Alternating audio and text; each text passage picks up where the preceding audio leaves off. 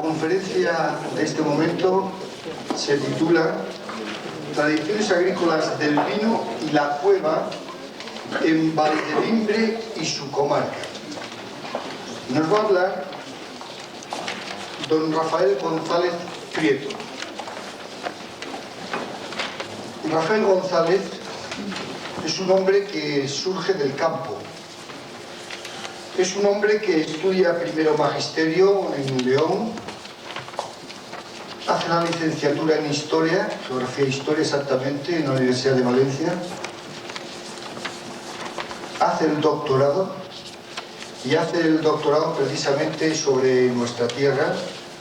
Este es, un extracto de su tesis doctoral.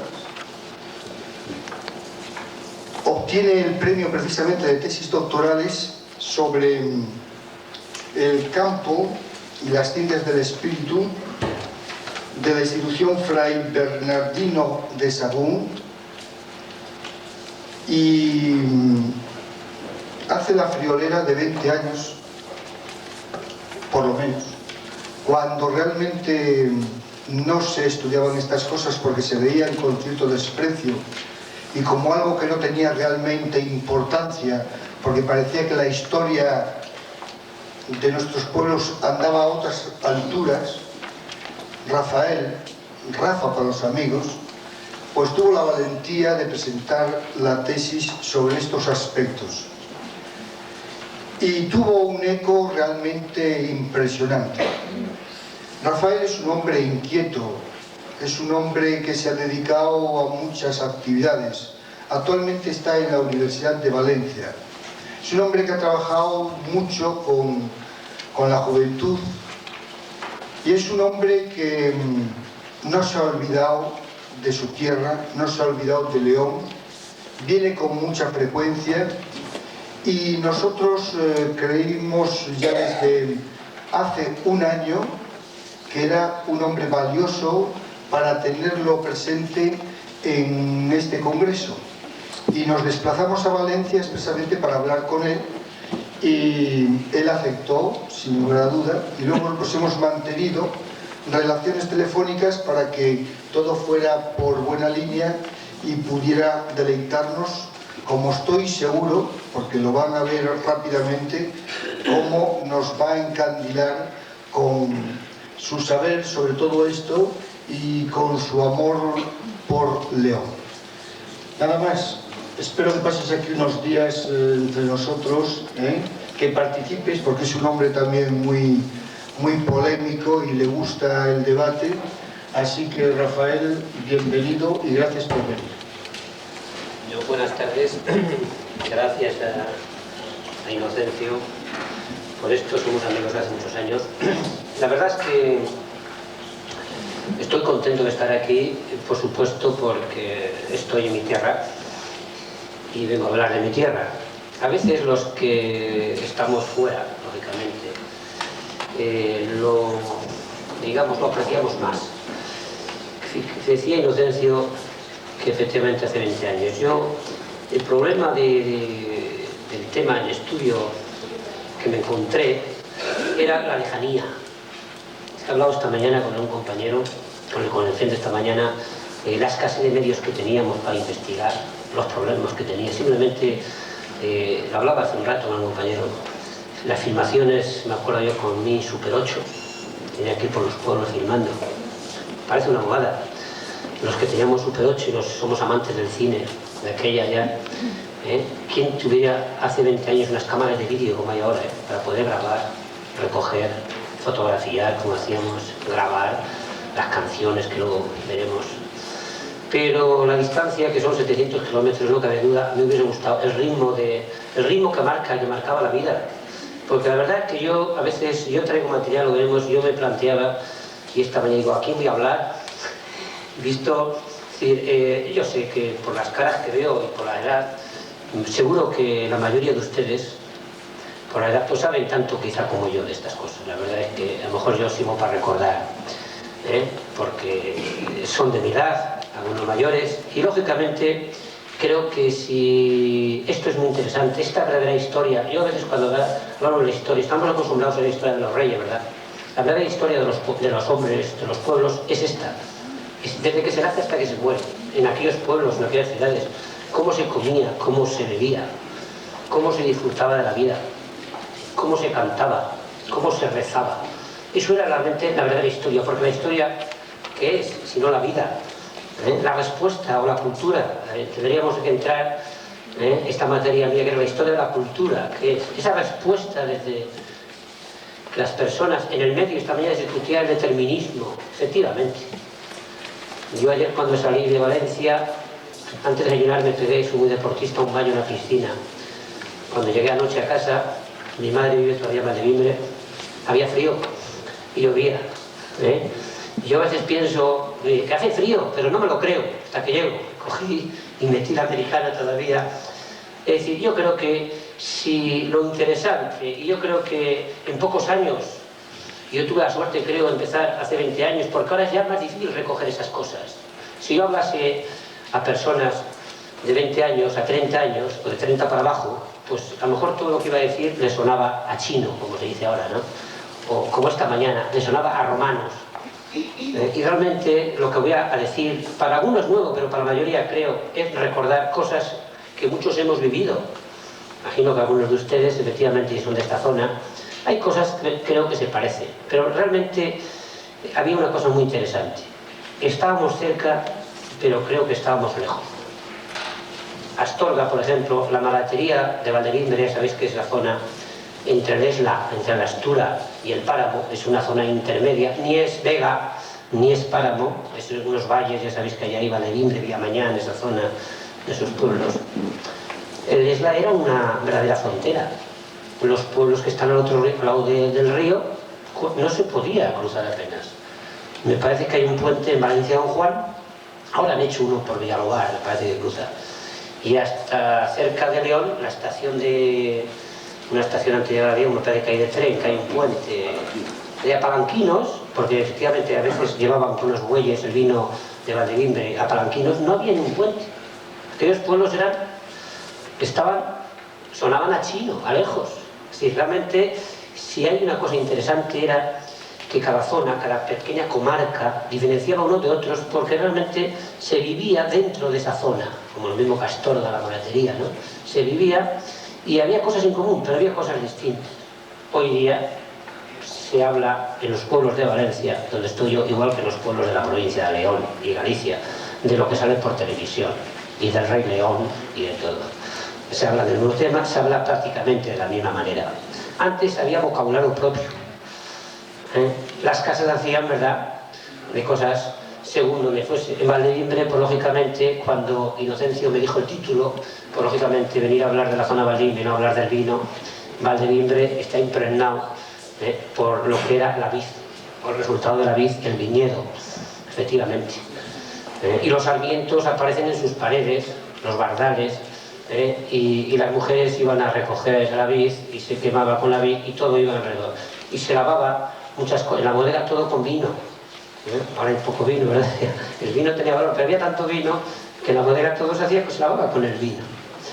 Bueno, entonces vamos a empezar. Yo, si queréis, me gustaría, porque además la mayoría lleváis todo el día, por la mañana, por la tarde aquí, hacer un poco, digamos, no informar en el sentido de la materia, pero sí un poco relajado, me refiero por vosotros, y que me paréis cuando creáis, y quizá, digo, alguno de ustedes, pues ciertas cosas habrá más que yo, la verdad es eso.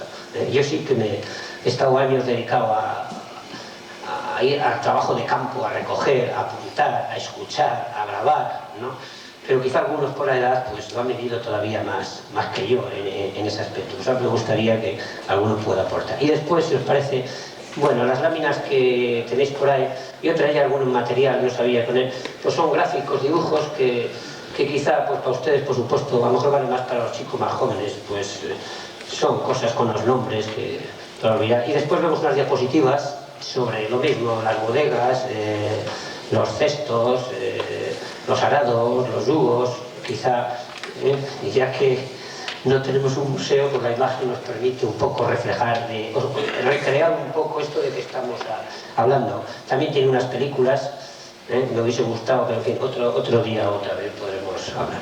Bien, Yo me estaba planteando esta tarde, para no hacerse muy pesado, como realmente lo que vamos a hablar, a mí me gustaría que quedase una idea, por lo menos cómo se vivía ahí. El vivir, siempre que hablemos esta tarde, es pues hasta esos cambios que realmente se han dado en nuestra España rural hacia los años 60, ¿verdad? Que se ha ido transformando poco a poco, ¿no? Entonces, me gustaría, siempre que diga que es cómo se vivía, era hasta hace 2 años. Que me interrumpáis cuando creáis oportuno. Yo, como es un todo, yo a veces, y estaba hablando ahora con mi mamá, le decía, es muy difícil en esta tarde, para dar una idea del todo, decía yo, de cómo empiezo, qué partes cojo de ese todo para hacer esa idea. Yo había un poco, pero vamos, que ahí después tengo material para hablar de otras cosas. Yo había pensado, empezamos a hablar un poco del ritmo de vida de la persona desde que nace, el ritmo de vida, las relaciones, las reuniones, los saludos. Después había pensado hablar un poco de folclore, para cantar un poco de los bailes, de las canciones, de los refranes, citando textualmente, porque creo que la diferencia, cómo se decía en aquel momento. Después seguía un poco el tema de las costumbres jurídicas, un poco aquellos consejos, ordenanzas. He traído aquí alguna propia que tengo de Valdevimbre de hace 300 años, porque un poco el que señalaba exactamente cada pueblo, cómo se vivía. Algún testamento también, leeremos algún testamento para recordar. Después creo que es interesante hablar de la sociología de la religión, porque la religión ha impregnado la vida de nuestros pueblos. Prácticamente no se concibía la vida sin la religión. Todos los actos de la vida y del año eran religiosos, era lo normal: ir a misa, ir a la procesión, ir al Via Crucis, ir al Rosario por la tarde. Eso que ahora se ha perdido, eso era, pues, formaba parte de la vida normal de nuestros pueblos. Seguiría con eso. Pasaría después a hablar un poco, si da tiempo, de la matanza, de Apelo de Labranza, y por supuesto traigo material y fotos, y podemos hablar, si os interesa, pero a lo mejor ya lo conocéis bien, todo el sistema del viñedo en Valdevimbre, sobre todo de las bodegas, de su construcción, cómo funcionan, cómo se hacían, lagar, pero quizá mejor eso lo domináis bien y no es necesario. Es un poco por todo lo que tenga que ver con el vino, por supuesto, de Valdevimbre lo hablamos. Bien, vamos a empezar entonces un poco con el tema que hemos dicho. Y se oye, ¿no? Sí,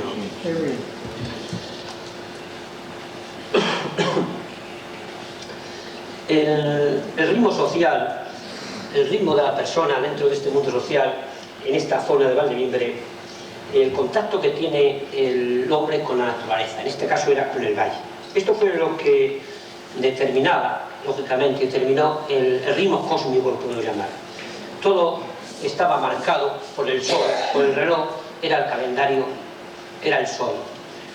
El sol les marca las horas de levantarse, les marcaba la hora de acostarse. El ciclo productivo, también como señal, como referencia histórica, se decía, sucedió en vendimias, sucedió cuando estábamos recogiendo la mies en verano en las eras. No se decía en el mes de agosto, se decía cuando la trilla, cuando íbamos a vendimiar. La orientación espacial estaba más marcada por el sol, por la dirección de los vientos, que por la brújula o el mapa. El aire no era del norte ni del sur, se decía que venía de arriba, venía de abajo. Las casas se orientaban por el sol, no importaba que las calles estuviesen bien formadas o mal formadas. Era más importante recibir la energía solar que la estética, y el espacio tampoco era problema. Se buscaba siempre que fuese posible que estuviesen su orientación al mediodía. En las eras también se tenía en cuenta la orientación para que pudiese entrar bien el viento favorable para limpiar las mieses. Quiero decir esto que un poco que la orientación vital era la que determinaba el sentido de la dependencia. Había también un sentido de conformismo, de estoicismo. Se decía, cuando Dios quiere, a todos los aires llueve. Al bien vivir y al mal vivir nunca faltó que decir. Las comidas, normalmente estaba el desayuno, el almuerzo, que se decía también pues echar las 10, la comida, la merienda, o las 5, o la parva, también se decía por allí. y la cena. Estas comidas, que estaban más marcadas por la necesidad inmediata que por la hora y variaban según las épocas del año, la ausencia de luz y de quehaceres a oscuras imponían casi una vida nocturna, salvo aquellas noches largas de invierno que se decía a las 10 en la cama estés. Los largos y fríos inviernos de esta tierra pues hacían que cuando íbamos para la cama, yo me acuerdo todavía de crío, de coger el casero, que quién iba el primero, se ponía, se calentaba una cama, luego se pasaba a la siguiente, me acuerdo de mi abuela, la ceja también, meter la ceja para dormir. Respecto a las personas que rompían estos esquemas o que rompían un poco el orden establecido, que tenían iniciativas propias, tanto para poner cultivos, para hacer cambios en las tierras, no estaban bien vistos. Es muy difícil, yo me acuerdo, el aventurero, por lo menos en nuestra tierra, no sé aquí por Astorga, pero el que se ponía a hacer algo nuevo, se decía que, ya se lo decíamos, no podía ser. Estas frases eran lo normal. ¿Cómo se atrevió? Era raro el agricultor de esos pueblos que no consideraba tiempo perdido el día que por necesidad tenía que ir a la ciudad por cualquier cosa. También era raro el que no aprovechaba la mañana del domingo para echar una ojeada a sus tierras, planear la semana. Aún en los momentos de máxima distracción nunca se lograba evadirse de su hacienda. Tenía que dejar de jugar la partida. Para irse decía, tengo que echar el pienso al ganado, ya que los animales nunca saben cuándo es de día de fiesta. Y así había una copla que lo constataba: quien no tiene carro ni bueyes no tiene nada que hacer, se levanta cuando quiere y se acuesta cuando quiere. Los animales pues impedían muchas veces hacer un viaje varios días de duración, porque no se puede cerrar la casa por causa del ganado. Y estas relaciones del hombre hacienda eran un poco también las que proporcionaban los lugares de reunión. La gente, nuestros hombres, nuestras mujeres se reunían en los huertos, en las norias, en las fuentes, debajo de los árboles. Pero también había ocasiones de conflicto dentro del pueblo, los pleitos por fincas, las casas. Los huertos están a la orden del día. Siguiendo con este esquema de las pautas sociales, estaban los saludos.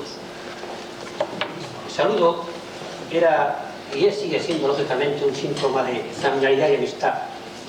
Y en caso de enemistad se nota, porque se niega el saludo.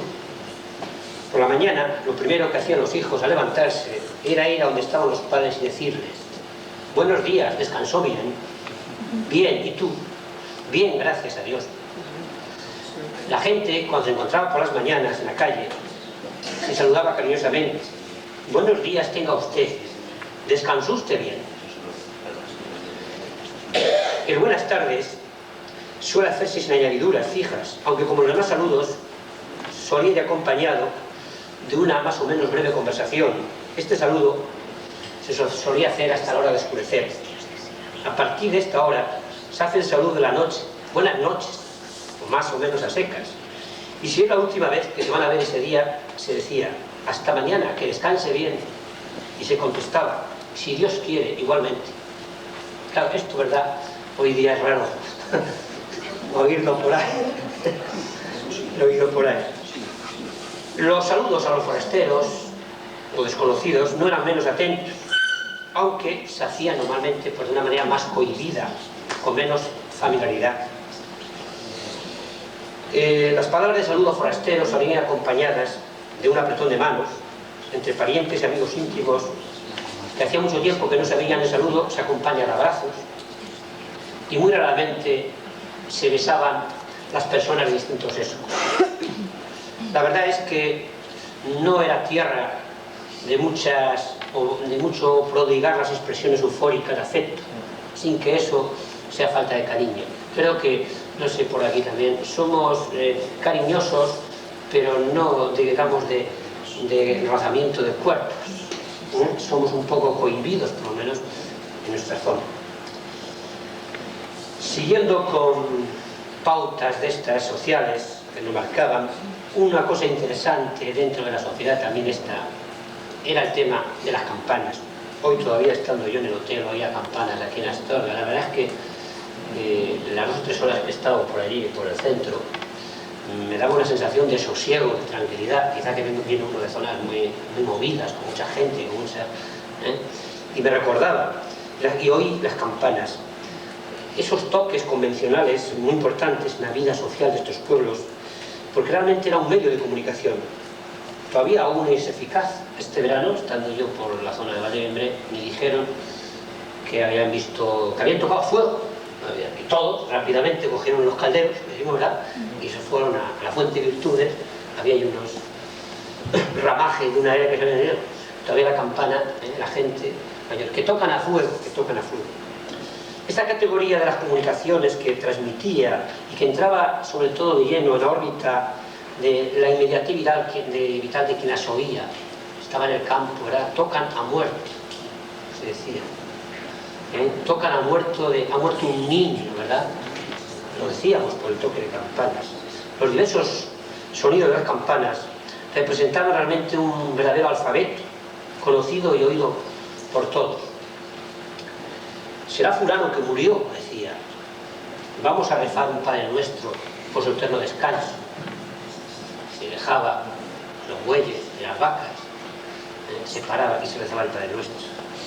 Y en medio de todas esas faenas todo cambiaba. El que estaba cantando dejaba de cantar, las conversaciones cambiaban. Se sabía por ese toque si era niño o mayor el fallecido. Y así, con los demás toques, porque las campanas tocaban muchas cosas. Había por la mañana la oración, toque de alba, a venir el día. Si estuviese despierto al oír las campanas, tenía que rezar el Padre Nuestro. Tocaban a gloria y a pena, y a fuego. Tocaban a concejo, a cendera, a misa, a rosario. Y también tocaban las campanas de estos pueblos para alejar las nubes del pueblo. En Vallembre, por ejemplo, la víspera de Santa Brígida, día 31 de enero, tocaban las campanas 2 horas seguidas al anochecer, porque decían que es el día que se engendran las nubes, y tocando las campanas se alejan del pueblo. Los ancianos decían que ese día parece que hablan las campanas. Era el toque que se decía de tente nubes. Muchos de ustedes, ¿verdad? Quizá lo conocen. Vamos a dejar el tema porque quizá no vamos a decir a gloria, a fuego, ya sabéis, según el toque repiqueneo, el repiquete que se decía, había que limpiar y meter la paja, también se necesitaba gente. Y todos los trabajos extraordinarios tenían casi siempre como recompensa una comida extraordinaria, ya que en el corral siempre había unos pollos destinados a la cazuela de estos días. Se reunían para hacer estas faenas los hermanos y cuñados, con sus esposas e hijos, en la casa donde se realizaba el trabajo. Las mujeres también se juntaban, se reunían para hacer los bollos, unos días antes de las fiestas del pueblo, o de algún acontecimiento que fuese a celebrarse.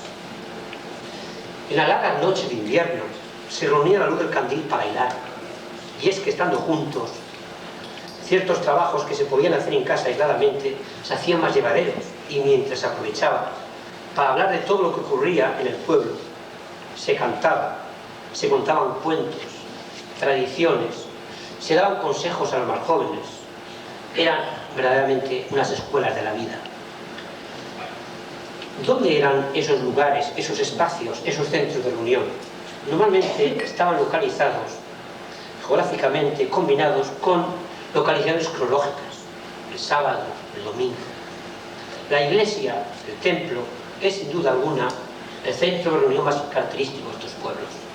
Allí se reunían todas las semanas para relacionarse con Dios, pero también era el centro donde se realizaban casi todos los principales acontecimientos de la vida de nuestras personas, de nuestros paisanos.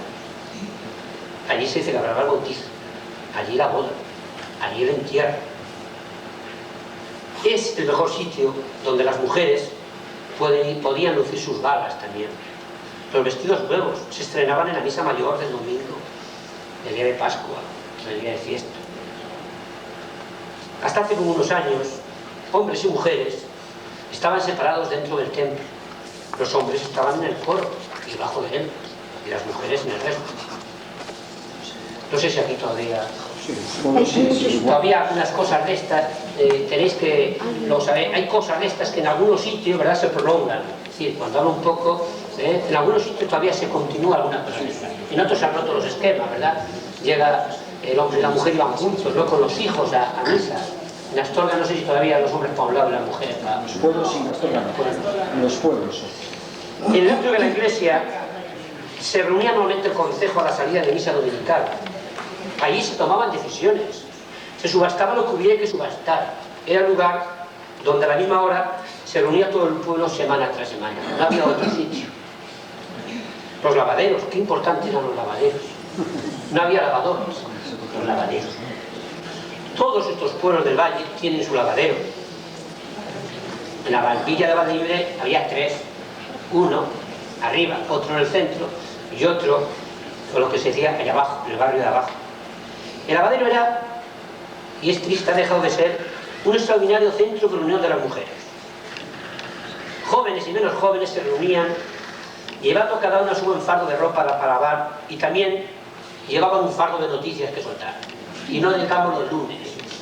Pues me han dicho que fulano, han visto con fulana, y claro, así, pues se pasaban con los fríos 4 horas lavando. Yo creo que era muy... no había televisión, ¿verdad? Pero llevaban su fardo de ropa, pero también llevaban su fardo de noticias. Eran lo que se llama la emisora local. Ahora que he visto que hay televisión local, el lavadero era el centro. Acudir al lavadero era conectar con el noticiario local. Se pasaba revista a personas, a hechos y dichos. El duro trabajo de lavar, empeorado muchas veces por las condiciones climáticas, era suavizado por el ambiente que ahí se creaba. Los lavaderos se dejaron de cumplir su función, ¿verdad?, hace unas décadas. La introducción del agua corriente en las casas, lógicamente, facilitó el uso de las lavadoras. Otros centros de reunión de hombres eran las tabernas, las fraguas, las peluquerías, las fábricas que desde allí, cuando decíamos las fábricas, eran de aguardiente. Se hacía la fábrica, eran de aguardiente por el frío y el calor. Eran los alambiques, que al encontrar sus dependencias calientes por las calderas, eran un lugar que atraía a los hombres a la vuelta del trabajo, sobre todo en los meses de invierno. Y el lugar donde con más frecuencia en estos pueblos se reunían era, lógicamente, la cueva. Estamos hablando de Valdelibre, donde pequeños grupos, llamados peñas, se reunían a echar las 10 por la mañana y a echar la parga, a merendar por las tardes. Vamos a pasar un poco a entrar ya por tocar unos aspectos de la parte quizá más íntima de la persona. Yo creo que es importante, quizá es decir, vamos a hablar un poco del proceso de formación de la familia. Yo creo que desde el noviazgo hasta la boda, ¿verdad?, hasta el entierro, que ya forma, es social, pero vamos a entrar un poco más a hablar, a centrarnos más en el alma de las personas, ¿verdad?, en el espíritu. En todas las sociedades, en todas las culturas, antes del matrimonio hay una fase de preparación. Hay una socialización, digamos, de la institución familiar. Lógicamente, depende de sitios, las pautas de conducta son distintas. Esa forma de iniciarse, de desarrollarse este periodo que a veces es prematrimonial, depende de cada cultura. A veces en unos sitios se da lo que se llama, ya sabéis, cuando se coja la novia, el rapto. La cultura de estos pueblos del valle, normalmente el noviazgo comenzaba en los bailes de pandereta, domingos y fiestas, en los paseos de los domingos, en las veladas familiares, en las bodas. Unas bodas dicen que hacían otras bodas. Y hasta en los entierros, en los sitios de reunión. Una primera manifestación pública de este interés afectivo y sexual se manifestaba de una forma social y comunitaria cuando joven, el día de Pascua, ponía un ramo de negrillo en la ventana de la casa de la chica que le gustaba. Que había dado un paso. A partir de este momento en que los quereres se habían hecho públicos, los padres de estos jóvenes empezaban a estudiar esta nueva situación familiar. Como todos se conocían y se conocían demasiado, los elementos que entraban en juego en esta evaluación eran situación económica de las familias, ideología política, estado de salud, conducta. Yo me acuerdo todavía de mi abuela que decía que el que va a casar fuera va engañado o va a engañar. De tal forma que si alguno de estos elementos que hemos dicho no era satisfactorio a las aspiraciones de los padres, de la pareja, sobre todo la situación económica, los padres interesados utilizaban los métodos que fuesen necesarios, disuadían a sus hijos de tal propósito y esa apenas iniciada relación se acababa. Porque en definitiva, quien determinaba el matrimonio no eran los jóvenes, eran los padres. Esto todavía, yo soy un amante del Magreb, bajo 2 o 3 veces al año ahí, pues me hace gracia muchas cosas cuando bajo el Magreb, yo de chico. Sabéis que sobre todo en el Magreb o en los países también de cultura islámica, los padres son los que casan. Pues un poco en nuestra zona se daba. Muchas veces hacían lo que se decía noviazgo de cocina. La cocina, ¿verdad?, era el centro de todo, donde se vivía. Lo arreglaban los padres, aunque el hijo o la hija estuviesen cortejando en la calle con otro o con otra. Cuando el joven era forastero, el control que se hacía de él y a su familia solía ser muy riguroso. Y vale más lo malo conocido, se decía, que lo bueno por conocer. Y lo que acabo de decir antes, el que va a casar fuera va engañado por engañar. Si el forastero formalizaba las relaciones con la chica del pueblo, tenía que pagar el piso a los mozos, que consistía en darles una merienda, por considerar que les llevaba una moza del pueblo. Tenía que llegar a pagar un impuesto. Eran pocos. Las relaciones afectivas de la pareja, una vez que se habían hecho públicas, solían durar 3 o 4 años de promedio, siendo los noviazgos de muy larga duración escasos, y siempre solían tener, o iban acompañados esos noviazgos muy largos, de anécdotas y de comentarios. A las mujeres normalmente se les consideraba capacitadas para tener relaciones con un hombre a los 20 años y, lógicamente, los hombres después de venir de hacer el servicio militar. Antes, pues, ni se les pasaba por la cabeza. Durante los años que duraba este noviazgo, solían ser estas relaciones muy controladas por parte de los padres de la novia, sobre todo, que se servían de todos los medios para que nunca, o casi nunca, estuviesen juntos los novios. Solos, ahí está, juntos solos. El control también era ejercido por toda la población, que estaba pendiente de todos sus movimientos. Los novios se daban cita a la salida del rosario, en las romerías, en el campo, a la vuelta del trabajo, en el caño. Debido al continuo control social al que se veían sometidos, agudizaban el ingenio los enamorados para encontrarse y vigilar la vigilancia. Se cortejaban en el portalón de las casas, sobre la vara del carro y también sentados en los pollos que había sobre los muros de la fachada. No estaba muy bien visto que se cortejasen todos los días, siendo lo normal el hacerlo los sábados, los domingos y vísperas de festivo. Veo que las jovencitas se ríen. ¿Cómo se ríe la gente joven? ¿Cómo se ríe? Pero en ningún caso se le permitía entrar en plan familiar al novio en casa de la novia, hasta el día de la pedida. Y luego veremos cómo se hacía la pedida. Debido a la escasa movilidad social que se efectuaba en razón del matrimonio, era por lo que se daban muchos matrimonios, o se daban muchos matrimonios también entre parientes cercanos, ¿sabéis? Y sobre todo los sacerdotes, que veo aquí delante, el tema de los permisos, ¿verdad? Porque eran primos, por la consanguinidad, ¿verdad? Se daba mucho, de hecho los apellidos, ¿verdad?, se repetían. Vamos a ver cómo se hacía la pedida. Cuando una pareja de novios llevaba varios años de relaciones y decidía casarse, solicitaban el consentimiento de los padres y una vez dado se celebraba en casa de la novia la pedida, acto en los que los padres del novio solicitaban a los padres de la novia la mano para su hijo. Siempre había alguna persona que se enteraba que se estaban preparando la boda y hacía un sendero de paja desde la casa del novio hasta la de la novia y de casa de la novia a la iglesia, indicando una futura boda entre las dos personas. Algunos de ustedes quizá por aquí lo Sí, ahora efectivamente llevamos unos años que, como decía Inocencio, sobre todo desde la autonomía, quizá ha renacido un poco, y entonces han vuelto a hacer estas cosas que se habían dejado hacer, quizá a veces por una modernidad, lo de la paja. El otro día también estuve yo por el palo de un pueblo, echaron, me parece que habían echado hasta cara. Bueno, cuando la novia había tenido otros pretendientes, al que no había hecho caso, enterado de la próxima boda de ella, echaba malvas en la puerta de su casa, queriendo decir, mal vas. Era la apellido importante. Y fijaros que se solía llevar, y ahora os citaré casos, con un ritual muy detallado y sobre todo con un máximo secreto. ¿Y por qué secreto?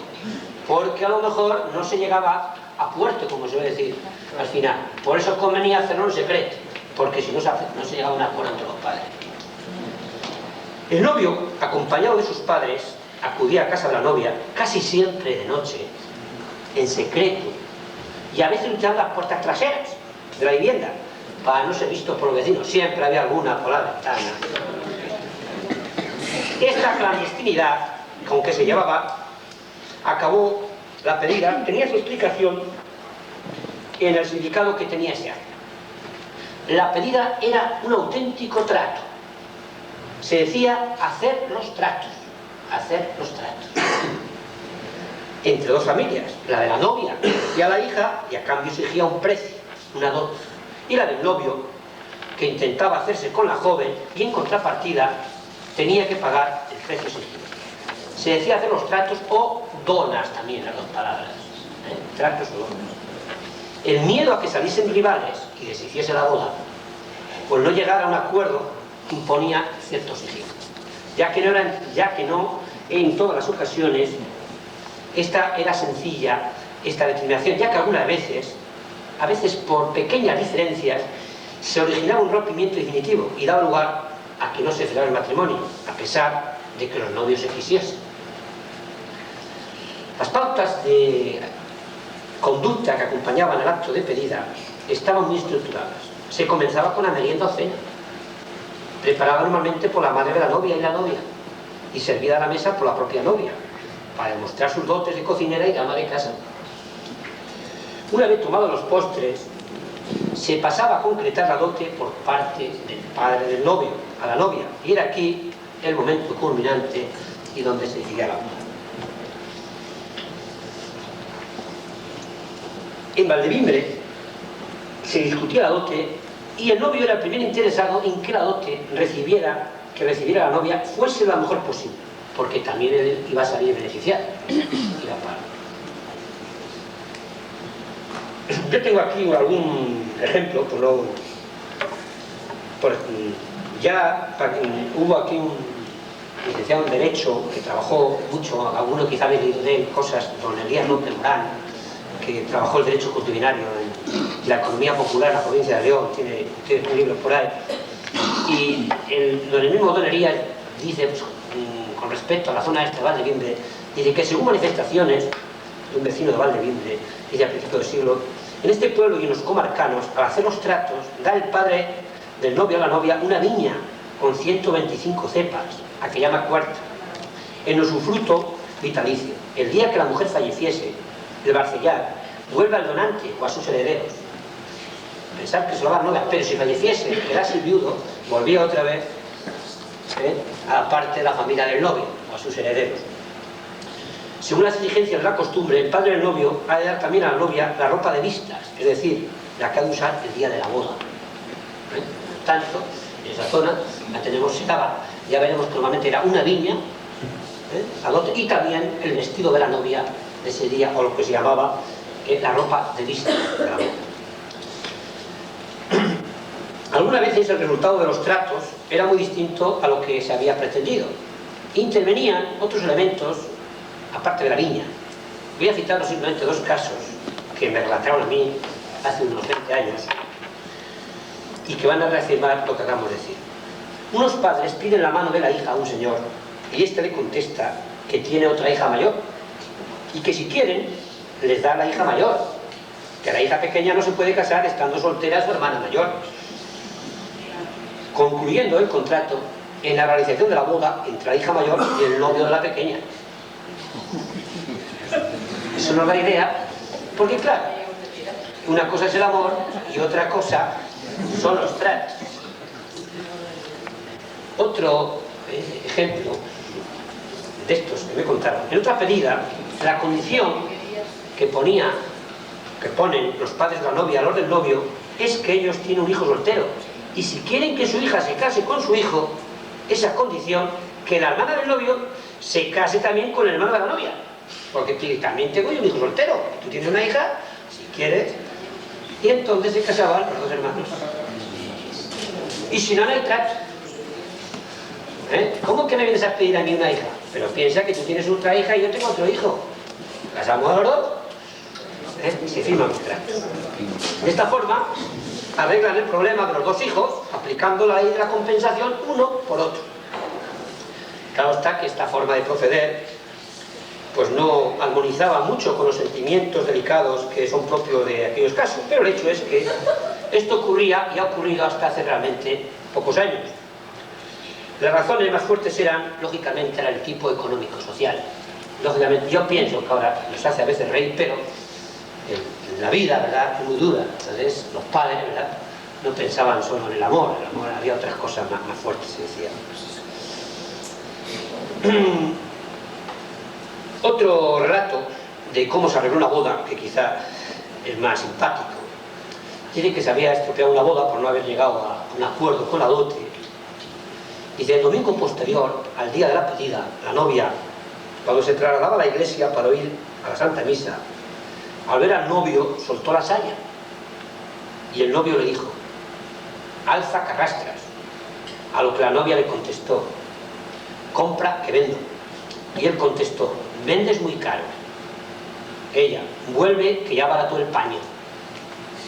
Queriendo decir que se conformaban con lo que los padres del novio habían ofrecido el día de la pedida. Es un poco... estos días que estamos también con el tema, ¿cómo se dice?, que se ha entrado por la televisión, ¿no?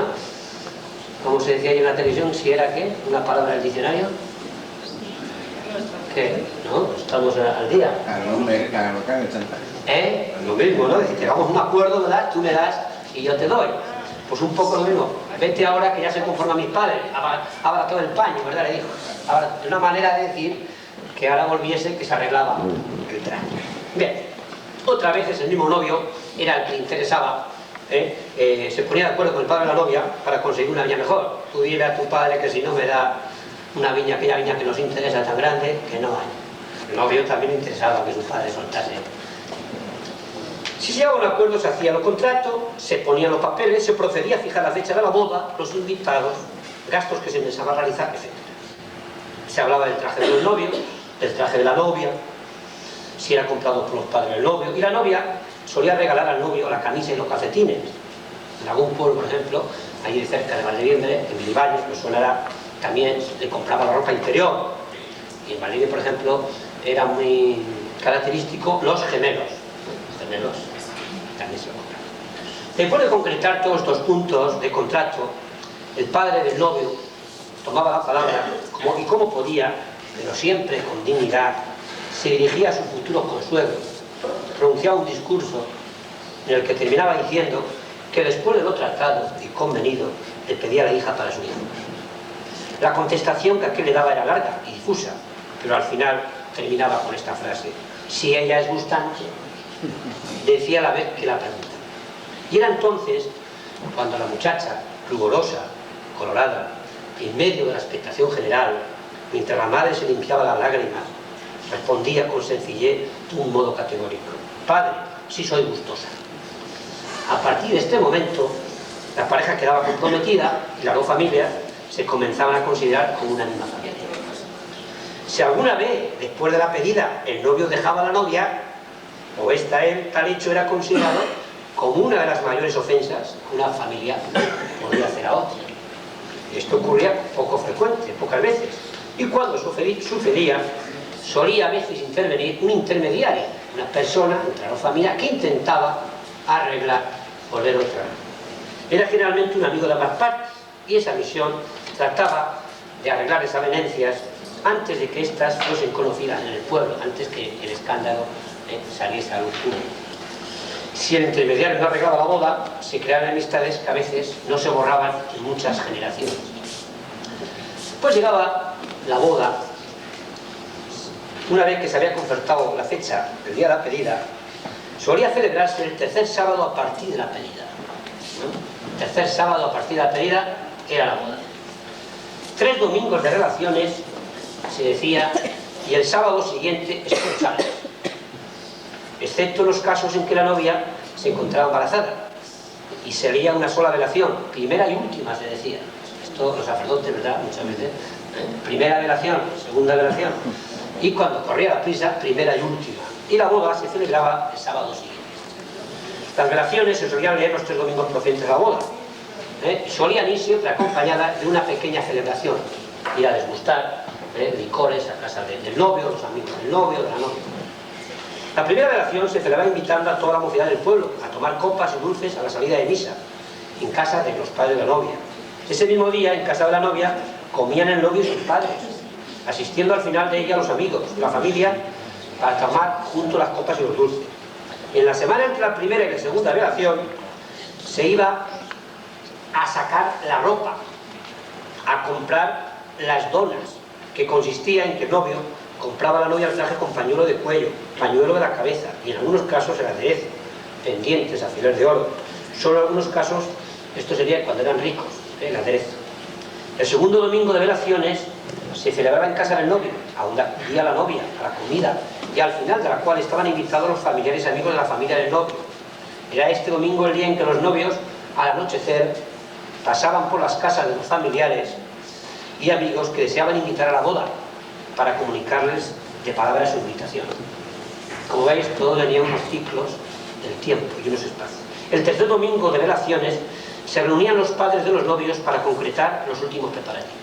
Llegaba el día de la boda, que era casi siempre el sábado siguiente, y aunque ya el día anterior había mucho movimiento con la llegada de los invitados de los pueblos lejanos y con los preparativos de última hora, el día de la boda por la mañana se creaba un ambiente de fiesta en el pueblo, y es que era un acontecimiento social para todos los habitantes del pueblo, y algunas muy rumbosas, hasta era un acontecimiento para los pueblos vecinos.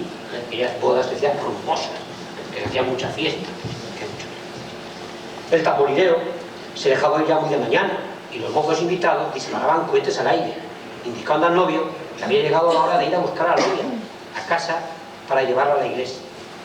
Salía el cortejo de casa de la novia al son de pandereta y tamboril, y solamente rota esta música por el ruido de los cohetes. El cortejo estaba formado por los novios, padrinos, padres, y detrás todos los invitados a la boda. Y fuera de la comitiva, pero acompañándoles, solía ir los mozos y mozas de la población. Las mujeres contemplaban el cortejo desde las ventanas o puertas de sus casas, y la que podía acercarse a la iglesia lo hacía para no perder detalle. Durante el recorrido hasta la iglesia se iban cantando coplas, y a citar alguna de ellas. La calle está enramada con cañas de perejil que la envainó el señor novio cuando la vino a pedir. O ya se despide la novia de la casa de sus padres, ya se deshojan las hojas de los regalos. Salga, señor cura, salga con los libros de casar, que los saca pocas veces y se van a polillar. Cuando llegaban a las puertas de la iglesia, comenzaban los ritos del sacramento. Para terminar al pie del altar, se decía, se casó con oro, o se casó con plata. Se decía según fuesen las monedas que se habían utilizado en la ceremonia. En el momento de la entrega por parte del novio a la novia, del anillo y de las arras. Una vez que finalizaba la ceremonia religiosa, los invitados y toda la juventud esperaba la salida del nuevo matrimonio a las puertas de la iglesia y les cantaban esta canción: salgan los señores novios, les estamos esperando, para darles la enhorabuena y que sea por muchos años. A la vuelta de la iglesia, que se volvía a la casa de la novia, se hacía recorriendo las calles del pueblo al son de la música, de los cohetes y de coplas como esta. Qué contenta está la novia porque salió de doncella, más contenta estará el novio porque va a dormir con ella. Casada, ya estás casada, por los libros de San Pedro, que Dios te dé mucha fortuna, como a mí, por rico negro. Las bodas, banquete, decimos, se celebraban normalmente. Yo todavía asistí a una de ellas, me acuerdo, en la casa de los padres de la novia, por ahí, ¿no? Los padres, los cuales solían pedir prestado a familiares y amigos pues toda la vajilla necesaria, porque claro, nadie tenía en su casa una vajilla a 80, 90 personas, para cubrir las necesidades de los invitados. Para el banquete se habían matado terneros, pavos, corderos, pollos, dependiendo del número de invitados, de los recursos económicos de la familia, de los novios, ya que los gastos del convite solían ser sufragados a partes iguales por las dos familias. La duración de los festejos solía ser en estos pueblos de 2 días, el día de boda y el segundo día de tornaboda. Como la boda solía ser el sábado, la tornaboda solía ser el domingo. Si los novios eran de familias muy humildes, normalmente se celebraba un día solo, el día de la boda. La comida la servían las amigas de la novia y los amigos del novio son los que pagaban la música y los cohetes. En las comidas se cantaban coplas de doble sentido, aquí entraba la picaresca. Se contaban chistes y a los novios se les gastaba bromas relativas a la vida sexual matrimonial.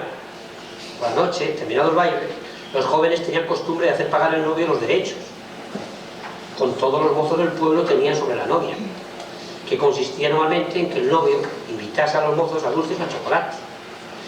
Y si algún novio se resistía, se veía amenazado con no poder dormir esa noche con su mujer.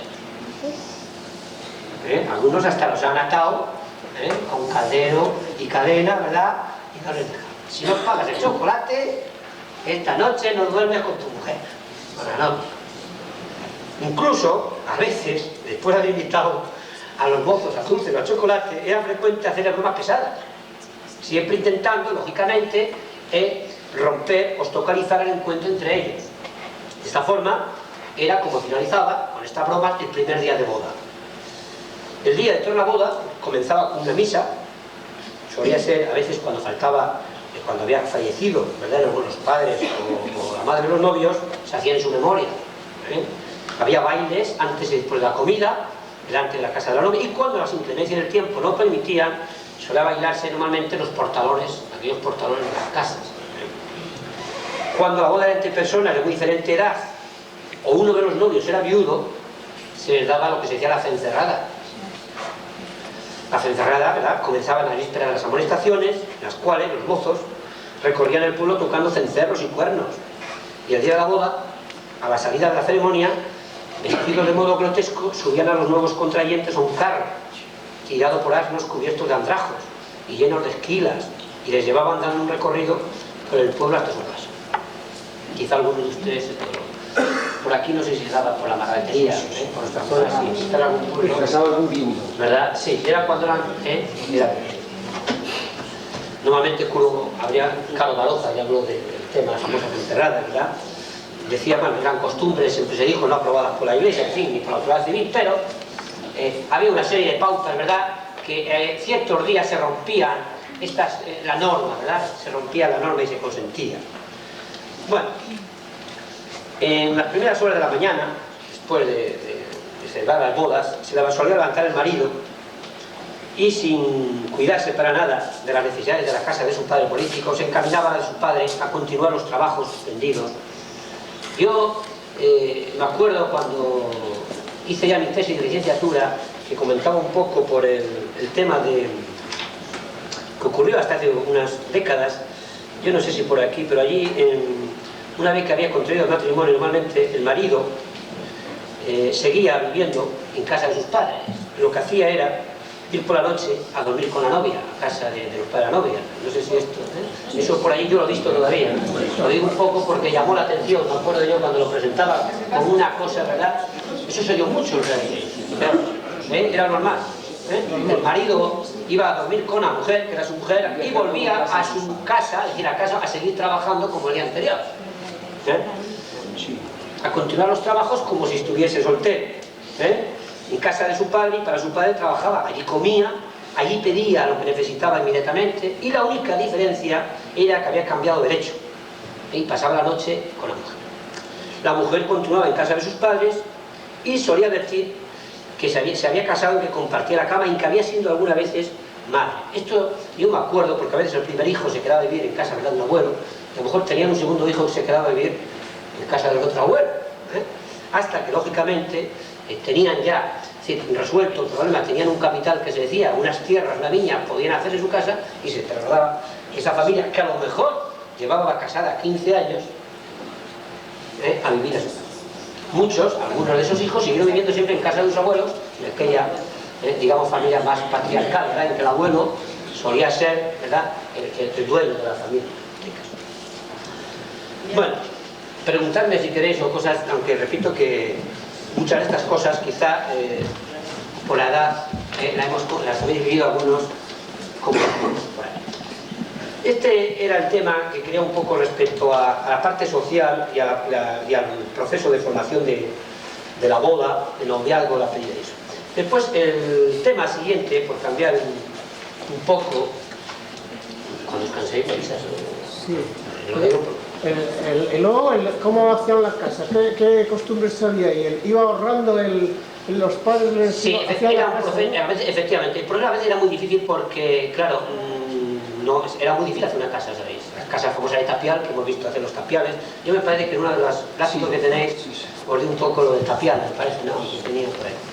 Entonces, ahí el problema era, primero, claro, fijaros que cómo se hacía uno en aquella, porque apenas había movilidad de dinero, ¿no? Porque en una sociedad que apenas había comercio, era todo prácticamente de compra y de cambio. Y me acuerdo todavía que hasta el mismo pan, bueno, los panes se hacían en las casas, y como muy moderno, yo todavía me acuerdo de llevar la harina al panadero. Hombre, en Valladolid, cuando el vino en los años 40, 50 valía mucho, en las zonas de Valladolid eran ricos, y el vino. Pero lo importante era primero que tuviesen, fijaros que para la creación decíamos la pedida se les pedía una viña, ¿no? La viña más grande que se podía conseguir, que era el único capital que tenían. Hasta que realmente no se repartía la herencia, ¿cómo se hacían esa nueva familia con fincas? Era muy difícil. Sí, es que en mi pueblo, que se llama Cepeda, había unos quiñones de la mancomunidad y al cabo de 6 o 8 años pues ya tenía una serie de fincas con las cuales podía sembrar ya una serie de... Sí, que ahí pasaba el quiñón del pueblo, se lo daban a nuevo matrimonio, ¿no? Sí, sí. En un orden. Eso se lo daban ya el primero suerte que salió. Aquí no, aquí en uno de los pueblos que hablaremos después, en Villagallegos, tenían una cosa parecida, pero era solo para una parte del monte. En Villagallegos, por ejemplo, hay una cosa aparte de esto. Cuando hablemos un poco de cosas de estas comunales, ahí en Valladolid había algo, pero no era simplemente de uso para las eras, etc. En Villagallegos había algo parecido, que al nuevo matrimonio se daba un quiñón. No, en Valladolid no había eso. En Valladolid tenía que ser que cuando los padres falleciesen, se dividían las herencias entre los hijos, y ya sabéis que a veces las casas se partían hasta por habitaciones. ¿No? ¿Sabéis? Es decir, que esta habitación para mí, la otra... Y claro, pues aquellas personas que tenían, aquellas familias ricas que podían hacer una casa, la nueva familia la hacían, intervenían como todas partes. Claro, hay que pensar que... Claro, hay que pensar que realmente hasta hace unos 20 o 30 años el problema, con todo eso que estamos diciendo, que era el contexto de la vida, era el económico. Era lo que daba la inmediatez entre los problemas para resolver era el económico. Decíamos que... Como antes te decía, si uno es el burro, es de la vaca. Efectivamente, era el económico. Claro, cada uno resolvía, pero ahí no había, en esta zona, no había, está bien lo del quiñón que usted dice. Tenía que ser, o cuando se moría el abuelo, se formaba esta familia patriarcal, dividía, ¿verdad? A partir de ahí, y luego le daba de parte del novio o parte de la novia, según muriese antes el padre o dividiese. O sea, que se tiraba muchos años allí. Muchos. Yo conocía todavía familias enteras, yo conozco, me acuerdo todavía de chico, familias que que llevaban 20 años casados y seguían por el sistema que decimos. Yo no sé si por aquí, por la zona de Estosa. Sí, también en Valderías. Aún. Quería preguntar tres cosas Sí, muy rápidamente. Primero, ¿había rapto de la novia en Valdevibre? No, no había rapto de la novia. Porque eso yo entendía que era del Corriero y de los Argüellos. Segundo, Sí, las rapto. vistas, ¿quién las pagaba? ¿El novio o el padre de la novia? Y tercero, bueno, ya el toque de las campanas, el toque de pena. No me suena ni mucho. Bueno, yo el toque... Las tres cosillas estas. Sí, a ver, el primero decías, no hay rapto. No hay Por rapto. esos pueblos no hay rapto. No hay Vamos, yo rapto. por lo que hablé, investigué y nunca conocí ni de que me dijese. Después, respecto Después, a... las vistas, ¿quién las pagaba? ¿El El novio? el padre. El padre de la novia. Sí, normalmente los novios no pagaban nada. Solían ser los padres de Bueno, sí, los pero, padres de los novios, ¿eh? pero el padre de quién, del novio. ¿Te o de la refieres novia? a qué te refieres exactamente? Las vistas, pues bueno, la pícara Justina describe ahí un poco y No, aquí los pagos, como lo dije un poco, si os fijáis, el traje que la, Sí, la novia se iba a traje de casar. boda. el traje ya lo dije, el traje de boda aquí no pagaba, lo dije aquí ya, ¿os acordáis? Padre del novio, y Cepeda dije que se llevaba según la riqueza, les pagaba hasta los ornamentos, los pendientes. Y es que se lo pregunto porque el Toledo y eso lo paga el novio, lo pagaba el novio. Aquí el novio. El novio. Sí, Y aquí luego, también. el toque de pena, ¿en Yo- qué consistía ese toque de pena? Bueno, los toques que yo tengo un poco catalogados, el de gloria, a fuego, peligro, Sí, eso es. el a muerto, pero el de pena yo no lo tengo aquí. Me parece que Pues lo ese ha dicho, era- pero no lo ha apuntado. De ánimas. No, exactamente, sí. Bueno, aquí efectivamente es el de ánimas. Ánimas, ahora. Sí. Lo que pasa es que en cada sitio lo dicen de una manera. Lo hablé yo como cuando dije abogaban, que abogaban las cofradías o algo así, me parece, ¿no? Como motivo de la pena. Sí. Pero eso es, allí se decía de ánimas. De ánimas. ¿Y cuál era el otro, perdona? No eran esas tres cosas, el rapto, las vistas y el toque de Sí, pena. no hay tanto, ¿eh? Ahí no había... Es decir, además, fijaros que la moral, digamos, de esta zona, o de esos pueblos, así. Por ejemplo, yo conozco en Albacete también hay rapto. Sí, Se llevan, en Albacete, por ejemplo, hay ciertos pueblos de Albacete, Cartagena. en ciertos pueblos de Albacete, No digas. se raptaban a la novia y después, a lo mejor, de haberla raptado 3 o 4 meses y vivir con ella, es cuando venía la boda. Sí. Lo que pasa es que el tema, ya sabéis, el tema cultural de cada sitio se considera normal, en cada sitio lo normal, y nos llama la atención lo del otro, ¿no? Era una cultura que practicaban la endogamia, pero se concertaban los matrimonios para unir fincas y para unir fortunas. A ver, efectivamente, sí. El tema de... Hombre, si te fijas un poco, yo todo lo que hice hincapié, lo que mediatizaba el matrimonio era el estrato económico. Era muy difícil que un pobre se casara con un rico. De cierta libertad, pero yo hablo de que los padres concertaban el matrimonio Sí. desde incluso, no antes de nacer, pero sí No. desde que los niños eran pequeños. No tanto, hombre, aquí, vamos, por lo menos en los últimos 20 años en esta zona no. En ese sentido no. Así como, por ejemplo, en las culturas, lo que dije antes, el Magreb, a los 12 años, a los 10 años ya en otra cultura, aquí no. Aquí simplemente era, cuando ya era la edad, más o menos, como dije, cuando se planteaba el problema, venía de la mili, la chica ya tenía 20 años, aunque estuviesen a lo mejor los quereres por otro lado, los padres sí que a veces se ponían lo que se decía bodas de cocina, ¿no? Se hacían bodas de cocina. Pero eso que dices, en nuestra cultura reciente no, me refiero, no ha llegado. Aquí decían apalabrada, ¿no? Efectivamente, sí.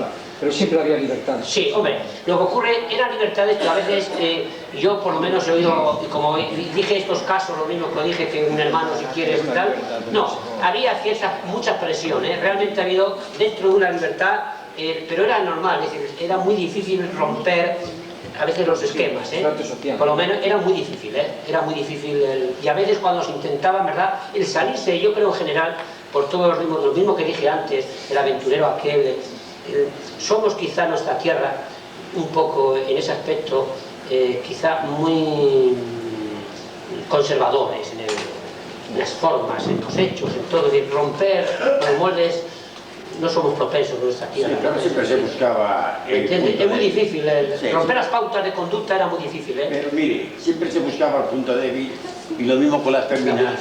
Para salir de paseo por la tarde, que si vas a echar una carta a correo, tienes que venir a fijar conmigo para que me acompañe. O que tengo que ir a un recado a mi tía que vive Todo en la mitad de la esto que ciudad. nos has explicado, digamos, lo que hace Sí, porque yo vivía por todas las casas, claro. Él vivía por todas las No, bueno, yo he observado, digo cosas que he observado porque yo creo de la que... amiga que iba a cubrir Quiere con el decir novio. que es moderno. No, bueno, y preguntando, es decir, yo he empezado a trabajar un poco sobre esto en los años 70, 71, a partir de 71, 72, pero creo que todavía pude recoger, porque piense que hace 20 años las personas que han muerto todavía, si las generaciones últimas son las últimas, es decir, personas que ahora podían tener hasta 80, 90, 100 años, he podido coger. Lo que pasa es que hay cosas que yo tuviese una generación que he podido, quizás sea la última que vi cosas de estas, algunas. Sí, porque ahora ha evolucionado muy ¿De acuerdo? Piense que el cambio en España se ha hecho muy rápidamente, se ha acelerado. Si yo hablase ahora, si la gente que estuviese aquí lo dice, fuese de 20, 30 años para abajo, casi todo esto es nuevo. Por eso decía yo, aquí voy a hablar, todo esto es nuevo. De 30 para abajo no saben nada de esto, no han oído ni han vivido nada de esto. Bueno, si queréis, no sé, porque son muchas cosas, la verdad que podemos adelantar cosas que a veces os interese más, o meto por folclore, ¿no? Como queráis, ¿eh? Sí, todos estos temas son muy similares a los de aquí casi. Sí, hay Todo zonas, lo que has dicho es casi idéntico. efectivamente hay zonas... Más o menos sí, esa tiene. Bueno, entonces si queréis, como cosa más propia, vamos a centrarnos en las costumbres jurídicas y no del vino, que tenía que ver con eso, quizá. Porque mirad que lo que diferenciaba realmente unos pueblos de otros eran esas ordenanzas que cada pueblo tenía y que realmente aquí fue muy fuerte, hasta cuando se intentó implantar las administraciones, sobre todo ya modernas del siglo XIX, ¿no? Del siglo XX, siempre hemos sido muy reacios, lo sabéis, a la ley, a la norma, ¿no? Eso del gobierno, el Estado, a nosotros... Yo me acuerdo que también cuando iba a algún pueblo a investigar, ¿este será del gobierno? ¿Será de Hacienda? Me decían, no, vendrás a lo mejor le has quedado una casa, ¿no? Las medidas, tal. ¿Todo qué? Porque siempre se ha tenido miedo, ¿verdad? Siempre se ha dicho mentiras. ¿Cuántas vacas tienes? ¿Quién iba a decir la vaca que tenía ni las ovejas? Nadie decía la verdad. Es que hay un dicho que dice, la ley y las hacen los listos para que les cumplan los tontos. Bueno. Entonces yo creo que lo que vamos a hablar es más lo propio. Yo voy a ceñirme tanto en refranes y cosas que tengan que ver más con lo propio del vino, lo digo por el tiempo, otro día si queréis lo digo porque veo que estamos, yo traje aquí para hablar horas enteras, pero nada más, a estas horas estáis todos ya Vamos a ceñirme, voy a un poco más a ceñirme las cosas que tengan que ver con lo propio de Valdemiembre y que tengan que ver con el vino. Para que no se me escape avanzando en el tema del folclore, sin llegar, voy a empezar un poco con los refranes y decirlo, voy a intentar resumir. Fijaros que los aspectos que estaban relacionados con el medio físico, como son el tiempo atmosférico, la cosecha, la economía, la amistad, son temas fundamentales en los cuales los refranes y los decires y las sentencias iban transmitiendo, ¿verdad?, de padres a hijos, de generación, y últimamente se utilizan. Pero vamos a ver un poco, fruto de una observación, un compendio de esta sabiduría popular. Los referentes al clima, por meses, ¿verdad? La nieve de enero se decía todo el año en empero, enero y claro y heladero, mes seco y con muchas heladas, agua en enero cada gota un dinero. Por San Antón ninguna niebla llega a las 2, febrerillo loco, un día peor que otro. Por San Blas, una hora más, truenos en abril, cubas a dormir, es decir, no va a haber vino, entonces en abril. Si llueve el día de la guardia, el 1 de marzo, la sequía no tarda, ramos mojados siempre sean loados, mayo lluvioso en el campo feo y el huerto hermoso, hasta San Juan no te quites el gabán, por la ascensión cerecitas en León, el agua de agosto miel y mosto, por Santiago y Santana pintan las uvas y para la Virgen de agosto ya están maduras, las primeras que se decían, por Santa Lucía crecen las noches y merman los días, al sol puesto obrero suelto en las viñas, en un el huerto, la tierra en polvo y la viña en lodo, la viña junto al camino, cerca tiene un mal vecino, tú viñas y lagar, yo vasijas y caudal, la viña donde se hiele y la huerta donde se riegue, por abril deja la viña dormir, yemas de abril pocas al barril, cuando llueve en agosto no llueve agua sino mosto, Al viñadero y a la mujer nunca les falta que hacer. Poda corta tu viña y siempre será niña. Por San Andrés, el vino es. Vino sacado hay que gastarlo, no se estropea.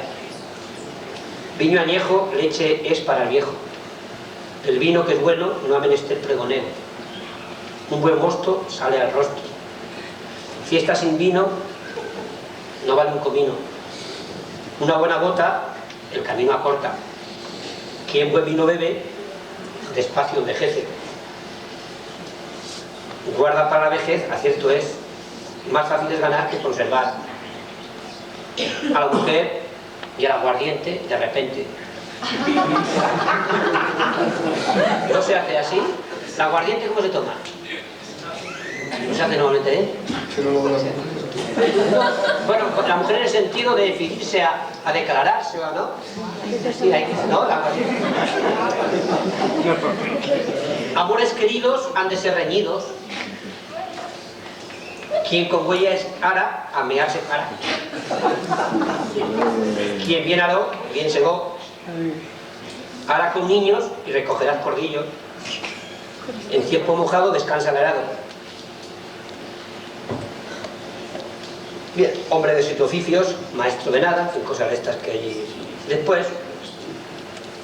Por enero las berzas igualan al carnero. Sí, muy rica, ¿verdad? Por Santa Lucía, merman los días y a administrar, aunque sea un pajar. Decía mi abuela siempre, abrazos y besos no hacen hijos, pero tocan a vísperas. Abriga bien el pellejo si quieres llegar a viejo. Ni en verano sin ropa, ni en invierno sin bota. El quiñón casa a la viuda. Los quiñones, que habrá alguien por ahí, ¿no? ¿Hablan ustedes? Por San Antón el ajo picón, quien estiércol echa, tendrá buena cosecha. Bien, así podríamos, vamos a pasar a las costumbres jurídicas. Quizá yo lo que más me llamó la atención cuando encontré estas ordenanzas, era un poco, me llamó la atención y esto es interesante, porque realmente una verdad normas o leyes que regulaban la vida y podíamos llegar a través de eso, como los libros inventarios, a lo que daban importancia, que era lo que realmente se valoraba en la convivencia de un pueblo, económica, las normas, las obligaciones que ese pueblo imponía.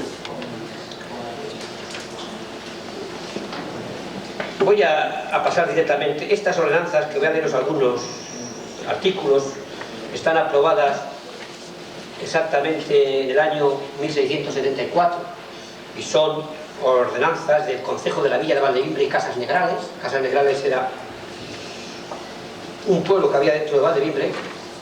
Valdevimbre era de señorío. Hoy día hay un vino de Valdevimbre, estos días podemos degustar, que se llama Señorío de Valdés, era el señor de Valdevimbre. Y Casas Negrales era de realengo, y sabéis que todas las villas y ciudades de España, ¿verdad? Hasta el siglo XX prácticamente, de principios eran de realengo o eran de señorío. Es decir, un señor era quien cobraba los impuestos, etc. Según el tipo de señorío, otras eran del rey, era el rey el que administraba. Estas ordenanzas, repito, son las de Valdevimbre y Casas Negrales. Y comienzan las ordenanzas, como siempre, en nombre de la Santísima Trinidad, en fin, de la eterna unidad, padre-hijo, que siempre es el tema religioso. Y después decía, sépase como nos el concejo y vecinos de la Villa Valdevimbre, estando juntos en nuestro concejo, como lo tenemos de costumbre, llamados por sol de campana tañida, para tratar del gobierno de nuestra república, como más convenga al de Dios, etcétera, etcétera, decidimos que nosotros y nuestros pasados teníamos ordenanzas, y ahora empiezan un poco a hacer la nada. Y empiezan. Estas tienen 39 capítulos. Voy a citaros quizá o a destacar los que más interés tienen. Dice, ordenamos y mandamos que si los ganados, cualquiera de ellos, que entrare a pastar de los dichos lugares de Frenellino de los Cotos, fresco de esta villa, antes que los haya pacido y descortado en ellos, siendo el día, se les peine una cántara de vino y de noche doblada, y paguen todo el daño que hicieren. Fíjense que la pena es el vino, y ya se tiene en cuenta también si es de día o de noche, como se paga la nocturnidad. Si es de noche, el doble, que lleva más malicia, y de castigo una cántara de vino. Ordenamos que ningún vecino de la villa de Valdevimbre y Casas Negrales, ni en lugar de Cureses, no puedan entrar en los pastizales de los términos de esta villa ninguna yegua, rocín ni macho, de sobre un año, y el que los tuviera el concejo los pueda castigar como quisiere, y paguen el año que hiciere. Y si el mismo, fijaros, y asimismo el cura, atento, el cura que eso fuere de esta villa, puede atraer en dichos términos la cabalgadura que quisiere, no siendo yegua macho. Al cura le permitían meter allí, pero no tenía que ser ni yegua ni macho, es el cura del pueblo. Ordenamos que ningún vecino de esta villa sea osado tener ni tenga ningún pato al avanzo, pavo, ni cabras, ni castrones, pena de perderlos, además de que el concejo de esta villa les podamos penar a nuestra voluntad, no se podían tener. También ordenamos que cualquier vecino que estando en concejo hablare descompuestamente, o algún regidor o alcalde o guardas, se le lleve la pena de media cántara de vino. Y si alguno de los oficiales de dicho concejo se descompusiere y hablare mal, o algún vecino o otro, estando en el dicho concejo, se descompusiere de obra o de palabra, pague un real al danificante, y cualquier persona que se entrare por vecino de esta villa pague el derecho de 2 libras de pan y 2 sardinas para cada uno de los que a la razón hubiere, y una cántara de vino entre todos por su cuenta y a su costa por razón de vecindad. Si uno quería entrar de vecino, también tenía que pagar sardinas, vinos, etcétera, a cada vecino, como un derecho. Dice también que ordenamos y mandamos que el que estuviera en la iglesia y le llamasen a la pesquisa y no viniere a darla, paguen un cuarto y los regidores lo saquen con sus alcaldes como es costumbre. Ordenamos y mandamos que todas las veces que sucediese fallecer algún difunto, esto es importante, el respeto que había y todo lo que llevaba con el tema de la funebria, sea grande o pequeño, es decir, sea una persona mayor o un niño, habiendo tocado las campanas por él tal difunto y estando en el término de esta villa, si estuviese en el campo de la villa, cogiéndole la voz de dicha campana, es decir, que se pudiese oír. Aunque vaya afuera, ha de ser obligado cualquier vecino de esta villa de volver al entierro y asistir a él. Tiene obligación de volver al entierro, hasta que el cuerpo sea enterrado. Pena de media cántara de vino para el concejo. Y si alguno faltare al tal entierro y asistir, hasta que sea el cuerpo enterrado, digo, y si alguno faltase a tal entierro y dijere no haberle cogido la voz de la campana, se le reciba duramente por la justicia o regidores para saber si es verdad o no. Y se entiende que todos los vecinos han de ser obligados a llegar a la casa de tal difunto, a sacar el cuerpo y entrar dentro de la misma, pena que se ha de ejecutar en los omisos indudablemente. Y se entiende que ha de asistir a los dichos entierros con toda puntualidad, habiéndole hecho la seña de la sacada de la iglesia, a donde se hubiere de enterrar el tal difunto, la cual seña sean obligados a mandar a hacer los regidores que fueren de esta villa, a sus alcaldes, habiéndoseles avisado a cualquiera de ellas. La seña es el toque, esta vez el segundo toque. Para ello, de la casa del difunto, el tal alcalde, etcétera, sean obligados a aceptar el tal mandato, tenían obligación de ir a tocar la campana, y si no haciéndolo así los unos como los otros, paguen de pena media cántara de vino. Este era un tema importante. Tenían obligación de mover, de asistir a los entierros. También, otro de los temas era, dice, ordenamos que el día de las letanías mayores de mayo de cada año, que se suele sacar la procesión de esta villa, saliendo de la iglesia de Nuestra Señora de la iglesia de arriba, que había 2 iglesias, que todos los vecinos sean obligados a estar juntos al tiempo que saliera la dicha procesión a la puerta de la iglesia, so pena siempre media cántara de vino. No, pero es que había un dicho antes que decían el vino y la mierda por la izquierda, y era este vino. Bueno, ahí el vino era porque era la unidad de moneda, en Valdevimbre, el vino... No, pero era castigo que podía poner el vino y la mierda por la izquierda, para que no se enterara nadie. Bueno, después está el tema de... Fijaros, también había obligación, decía las ordenanzas, decían que los regidores que fueren de ella, el 1 de abril de cada año, tenían obligación de mandar a sus alcaldes pregonar si hay alguien que quiera tocar las campanas a buen tiempo. Y cuando truenan, tenían que pregonar.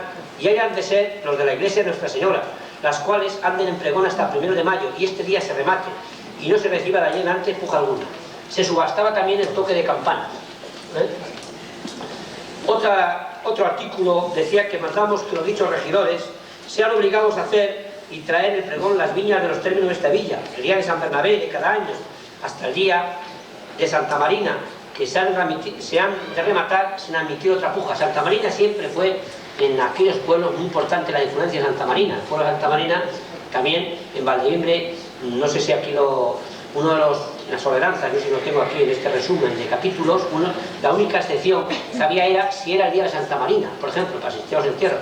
El día de Santa Marina se perdonaba todo, porque había que ir a recoger a la feria, a comprar, digamos, los instrumentos de labranza de apeos, y ese día... Y los ajos. Sí, bueno, los ajos se abren, y sobre todo los apeos de labranza para todo el año.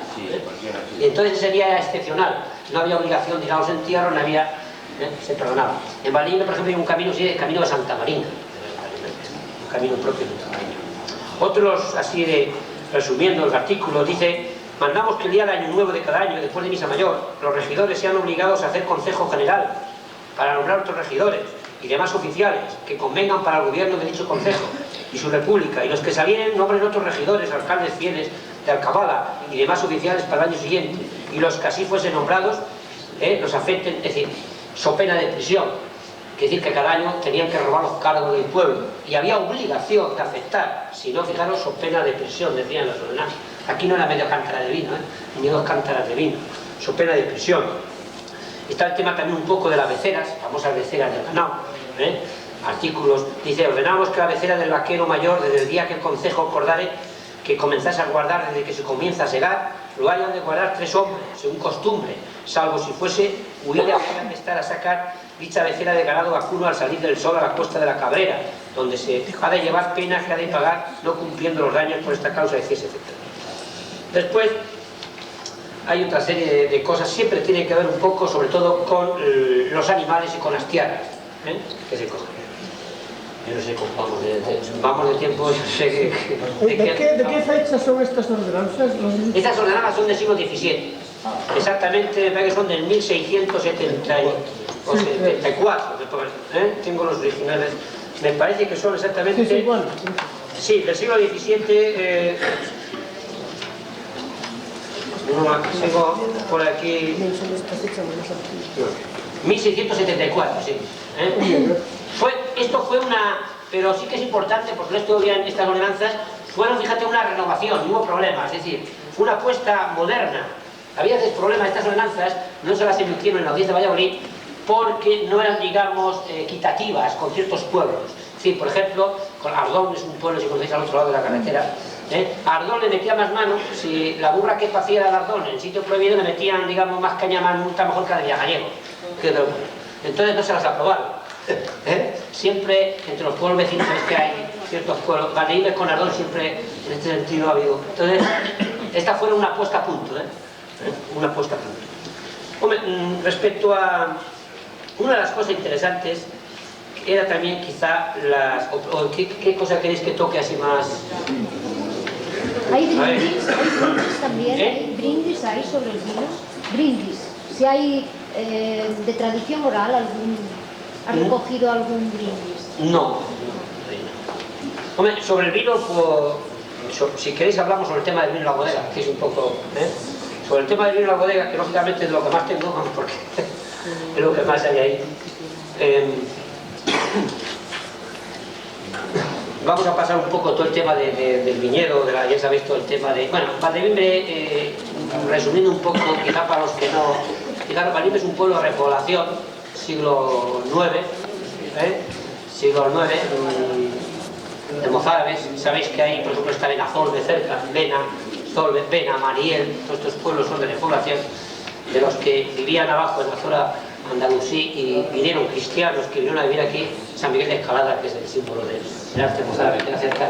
Y Valdevimbre viene a ser un pueblo que surge alrededor de un monasterio muy importante para aquella época, según documentos me refiero, que es lo que los documentos escritos nos han parecido, porque en el siglo X el abad, por ejemplo, Valderedo de Valdevimbre, aparece firmando muchos documentos con el obispo de Zamora, el obispo de Salamanca, que era importante.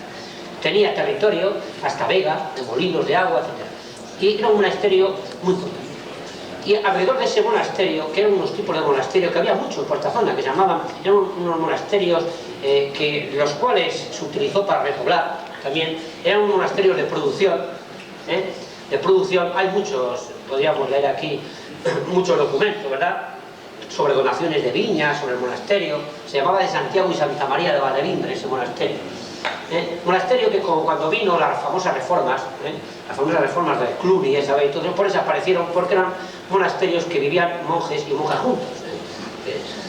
Entonces cuando vino la reforma metió mano a todo eso y realmente a partir, sobre todo del siglo XI, ya prácticamente no quedan ni restos ni documentos. Pero ahí quedó Valdevimbre, que estaba en un valle.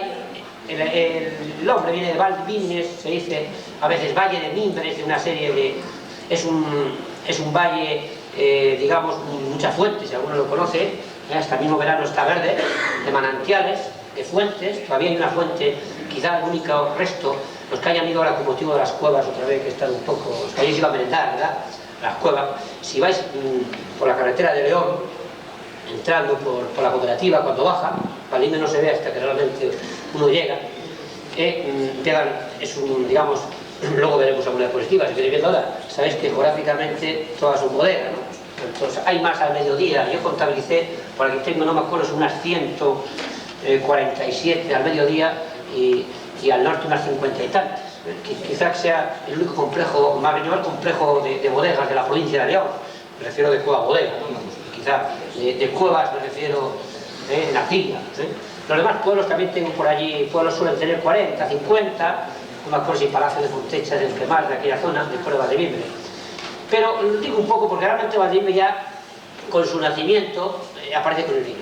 La vid de Valdevimbre, esa antes con Roma, lógicamente, la vid que la trajeron, pero a partir de la repoblación y la construcción digamos, del pueblo a las orillas, bajo, digamos, la sombra del monasterio, queda Valdevimbre, en ese valle. Y desde entonces, sucumbiendo y bajando por esos siglos que ha habido, y sobre todo sigue siendo la famosa filosera, ¿no? que dejó prácticamente, y después con las nuevas vides que pusieron, Valdevimbre ha vivido del vino. Ha pasado una crisis, ahora realmente también en Valdevimbre hay crisis, porque realmente no en Valdevimbre, en toda esta zona, porque sabéis que en España hay mucho vino y 100 vinos se comercializan, pues lo pasan mal. Ahora va un poco por las famosas bodegas, que se va la gente a merendar y ha vuelto a revivir. Bien, pues vamos, si queréis, vamos a hablar un poco, si queréis, de las bodegas. ¿Qué queréis que hablemos? De la construcción de las bodegas, que quizá que os llame la atención, que os tenéis, me parece, os di ahí unos... ¿Qué es lo que más os interesa? Digo por el tiempo, porque claro, quizá hablar de las labores, de la vendimia, o esas cosas que hay algunos vecinos de la Cepeda, de la Cepeda hay muchos vendimiadores, todas de las regiones estas, a vendimiar a Valdevimbre, familias enteras, seguían yendo los hijos, los nietos, Vamos a hablar, si os parece, entonces de la construcción, como dice. Mira, si tenéis ahí tenéis los gráficos, ¿no? Lo digo porque me parece que... Una pregunta. Sí. ¿Por qué has dicho que aquella gente que vino a repoblar eran mozárabes? ¿Eso se sabe? Sí, bueno, históricamente esa zona, ¿no? Valdevimbre, todo eso fue alrededor, lo tenemos por documentos. La misma toponimia se repobló con mozárabes. Pensad que una tierra de nadie, el sistema que se utilizó de repoblación en esta zona, normalmente en España la repoblación se hizo a través de monasterios que decíamos ahora, lo hicieron las órdenes militares en otra zona, o lo hicieron la nobleza, pero fue más por Andalucía y por ahí. De ahí las famosas casas de Medina Sidonia, toda esta gente que se quedó. Pero esta zona fue de repoblación, tierra de nadie. Sabéis que los árabes vinieron, conquistaron rápidamente toda la península, pero bajaron. Y quedó aquí una zona, a mitad del Duero, ¿verdad? El Duero un poco como si fuera, y esta zona quedó de nadie. Y el sistema que se hacía era el sistema de presura o aprisio, que se llamó en otra zona, que era el que trabajaba una tierra, se hacía dueño de esa tierra. Se hacía dueño de esa tierra. Y repito, la toponimia, y tenéis Benafort, Benamariel, muchos pueblos que llevan ese nombre. Hubo zona, Villagallegos es de esta zona, se repobló con gallegos. Y hasta, si os fijáis, en Villagallegos hay mucho rubio, Villagallegos lo lleva el nombre. Bercianos con gente del Bierzo, que también fue repoblado. Son todos pueblecitos que forman parte de esta comarca. Bueno, lo dice el nombre. Hombre, hay uno que depende de Marquesado de Astorga, que es Palacio de Fontecha, que está al lado de Valdevimbre, y pertenece al Ayuntamiento de Valdevimbre, y era el Marquesado de Astorga, por documentación. Pero eso vendría bastante.